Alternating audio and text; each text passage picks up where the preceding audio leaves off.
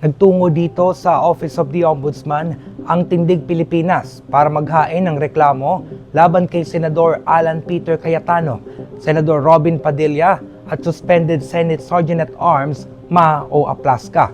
Para yan sa kasong paglabag daw sa Presidential Decree number 1829 na nagpapataw ng parusa sa obstruction of justice.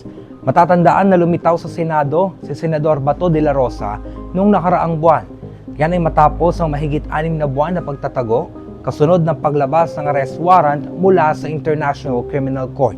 Lumitaw si de la Rosa para bumoto at mapalitan ang liderato sa Senado na pinamumunuan ni Senador Tito Soto noong mga panahon na yon.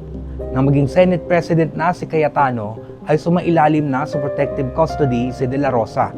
Pero sa kabila niyan ay nakatakas na umano si de la Rosa matapos ang putukan na nangyari din sa Senado. At inamin ni Aplasca na siya ang unang nagpaputok ng warning shot kaya gumanti rin ang mga elements ng NBI.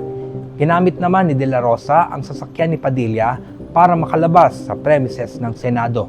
Ayon sa mga convener ng Tindig Pilipinas ay binigyan din nila ng kopya ng complaint ang International Criminal Court. Pero nakausap natin si Atty. Cristina Conti, ang assistant o ang ICC Assistant to Counsel ng mga drug war victims.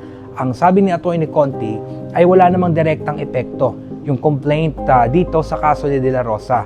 Pero sabi niya, makakatulong pa rin ito magbigay ng pressure sa mga kinukukulan para sumuko si De La Rosa. Sinabi din niya sa atin na yung ginawang pagpapatakas umano ay hindi nakapaloob sa obstruction of justice na saklaw ng Rome Statute o ang tratado na nagtatag ng ICC.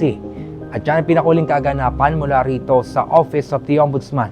Ako si John Eric Mendoza, nag-uulat para sa Inquirer.